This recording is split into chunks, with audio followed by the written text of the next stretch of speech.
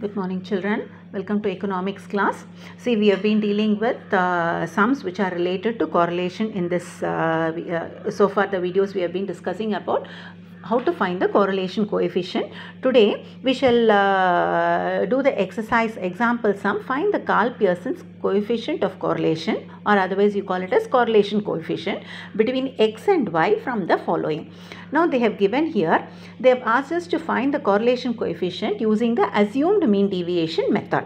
That is, in the previous sum, we found out the mean, the average, and then we use the formula using the actual mean method. But here we are asked to find the correlation coefficient, that is the value of r, with taking assumed mean and then finding the deviation, and using that formula we are asked to find the correlation coefficient. The values are given here. We are asked to find what is the correlation between x and y.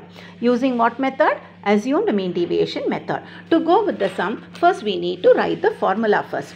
So the formula will be r represents correlation coefficient n sigma dx into dy minus sigma dx into sigma dy divided by root of n sigma dx square minus sigma dx the whole square into root of n dxy square minus sigma dy the whole square. First, whenever you do a sum, first you need to write the formula first. Only then we'll be knowing what are the columns that we have to what are the values that we need to find. So dx is nothing but how far the given values of x and y are deviating from the mean. Here we are following the assumed mean method. So first we need to find what is the mean here. So in the first column, let us take the serial numbers. So totally how many values are there?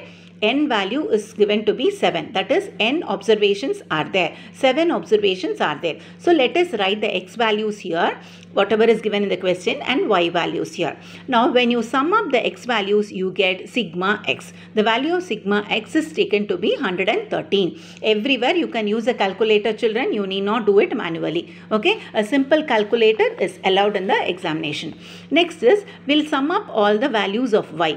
You get here sigma y, the value is equal to 193. Now we need to find what is the value of x bar. X bar, what is the formula for x bar? It is a simple arithmetic mean. Sum of all the observations divided by number of observations. Sum of the observations is given by the formula sigma x. You found out the value of sigma x here. What is the value of sigma x here? 113. Write it here. What is the value of n here? Now only you found out n is equal to 7. So 113 divided by 7, you get a value of 16 1 by 7. When you do it using a calculator, you will be getting it in decimals. Never mind, you can write that. Okay, you'll be getting it somewhere around 16.1114 something, you'll get it. Never mind, you write those values itself. Now find the value of x bar. X bar formula is what? Sigma y divided by n. Now what is sigma y? Just now we found out 193. Write that. Value of n is 7. Now when you divide this, you get a value 27 4 by 7. 27 4 by 7 is somewhere around 27.5. So the values you found out, but nowhere in the x value you have got 16.13. So we shall take this 16 to be the assumed mean. This number will be your assumed mean of a. Let us take it as a. Now with respect to y bar, you have got 27. So we can take the assumed mean with respect to the y value to be 27. So these are the two values where we have taken assumed mean for x. To find dx, x minus dx is nothing but x minus a. A here is nothing but 16. Now the next here, take the assumed values a to be 16 and b to be 27. Since with respect to y, you can take it as b, and you can take that value to be 27. Now dx. How to find dx? Dx is nothing but x minus a. The value of a we have taken to be what? 16. And dy, how to find dy? Y minus a. What is the value of a here? We have taken to be 27. So write this in the next column. Okay, so we'll find out the value of dx and dy. Dx, when we talk of dx, the value is how much? X minus a. The values of x is what? 10. 10 minus the a value. What is the a value? Now only we found out a value is equal to 16. Okay, so 10 minus 16, you get here minus 6. Now 12 minus 16, you get here minus 4. 13 minus 16, you get here minus 3. Because 16 bears the minus symbol. So minus 3. 16 minus 16, you get here 0. 17 minus 16, 16 is here, you get here 1. 20 minus 16, you get here 4. 25 minus 16, you get here 9. Now, when you sum up all this, maximum you will get a value, something, either you will get 0 or you will get 1. At the max, you will get 1. Now, let us find what is the value of dy. Now, what is the assumed mean with respect to the y values? We have taken that to be 27. Now, only we found out is it 27 4 by 7. So, we have taken 27 to be the assumed mean with respect to y values. Now, dy will be y minus 27. The value is minus 8. 22 minus 27, it is minus 5. 26 minus 27, it is minus 1. 27 minus 27, you get 0. 29 minus 27, 2. 33 minus 27, you get 6 here. 37 minus 27, you get here 10. When you add all these, you get a value to be how much? 4. Because we need all these values, the summation of dx we want, the summation of dy we want, everything we want. So that is the reason why we are summing up. As soon as you find these values, sum up these values. How to sum up these values? Add all the numbers which bears minus symbol. Add all the numbers which bears plus symbol. Now when you, one example I shall tell you here. Minus 6 minus 4, it is 10. 6 plus 4, 10. 10 plus 3, 13. So you will be getting here minus 13. Now add these 9 plus 1, 10. 10 plus 4, 14. This will bear plus symbol. So minus 13 plus 14, or otherwise 14 minus 3. That is how you got the value here 1. Again, with respect to the dy values, sum up everything. Sum up all the numbers which bears minus symbol. 8 minus 5 minus 1. When you add everything, how much you get? You get here minus 14. Am I right? Minus 14 you get here. Next, add all the numbers bearing positive sign. 10 plus 6, 16. 16 plus 2, 18, which bears plus symbol. So, 18 minus 14. What is the value? You get here plus 4. Okay, that is how you got here the value of sigma dy to be plus 4. Now, what is that we want? We need to get dx square, because in the formula the next value what we need is dx square. Just now we found what is dx. Square this number. The next put another column and give the heading to be dx square. Minus 6 into minus 6, it is 36 plus 36. Minus 4 into minus 4, you get plus 16. Minus 3 into minus 3, you get here 9. 0 into 0, you get here 0. 1 into 1, you get here 1. 4 into 4, you get here 16. 9 into 9, you get here 81. Okay, when you multiply here minus 6 into minus 6, you get plus 636 only. Now add everything. You will get the value of sigma dx square. 36 plus 16 plus 9 plus 1 plus 16 plus 81. You get the value 159. Okay, you can use a calculator, children. Now let us find the next value. What we want is dy square. How do we get dy square? Square the dy values. The dy values just now we found out. Minus 8 into minus 8, you get here plus 64. Minus 5 into minus 5, you get here 25 plus 25. Minus 1 into minus 1, you get here plus 1. 0 into 0, you get here 0. 2 into 2, you get here 4. 6 into 6, you get here 36. 10 into 10, you get 100 here. Now, sum up everything. 64 plus 25 plus 1 plus 4 plus 36 plus 100. When you sum up everything, you get the value 230. Now, what is the next column that we need to do? We have to find dx into dy. See, we found out dx, we found out dy, we found out dx square. We found out dy square also we found out, but we have not found out the product of dx into dy. We have found out what is dx.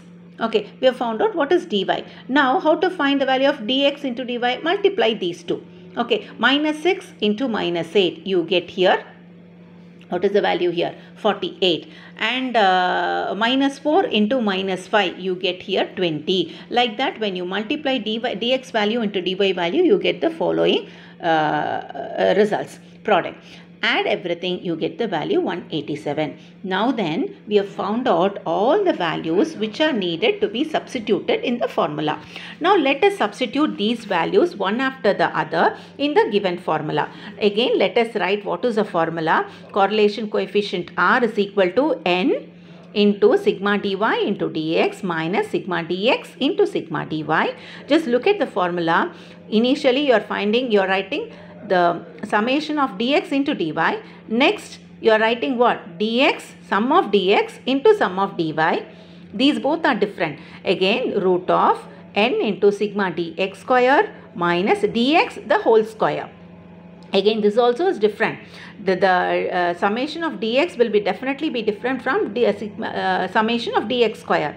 Again, into root of n dy square minus dy the whole square. Now, let us substitute all the values in the formula. Now, what is the value of n? 7. Sigma dy into dx. Now only we found out 187. Substitute it here. 7 into 187 minus sigma dy. The value of sigma dy we found out to be 1. Right here 1. The value of sigma dx is 1. Sigma dy is 4. Substitute it here. 1 into 4. In the numerator column. Root of. What is n value? It is 7. Sigma into 7 into sigma dx square. Now only we found out the sigma value of sigma dx square is 159. Write it here. What is the symbol here? Minus sigma dx. Just now you found out the value of sigma dx. It is 1. Right here 1. It is whole square. 1 square. Now again root of. Okay, square root of n 7. Into sigma dy square. Sigma dy square is what? 230. Right here 237 into 230 minus sigma dy. Now only you found out the value of sigma dy. It is 4. Okay. 4 square. Okay. Now let us simplify this. 7 into 187 you get here 1307. 1 into 4. 4, you write here minus 4. Now again coming to the denominator portion, 7 into 159 minus 1, you get this value. Okay, probably you will be getting 1,113 minus 1 square is nothing but 1. You get the value here. Again, root of 7 into 230, you get the value 1610 minus 4 square is how much? 60. Write that here. Again, you can simplify. 1309 minus 4, you get 1305. Put a dash, denominator 1112 into 1610 minus 16. You get the value 1594. Simplify that. Again, numerator, write that as such. Find the square root of. You can use a calculator, children. A simple calculator will have all these operations. Okay. Find the square root of 1112. The value what you will be getting is 33.34. So, round off to 2 decimal places. Into. Okay, into, instead of writing into, you are putting a bracket here. Root of 1594, you get the value 39.92. Again, you need to simplify this. Write the numerator as such 1305.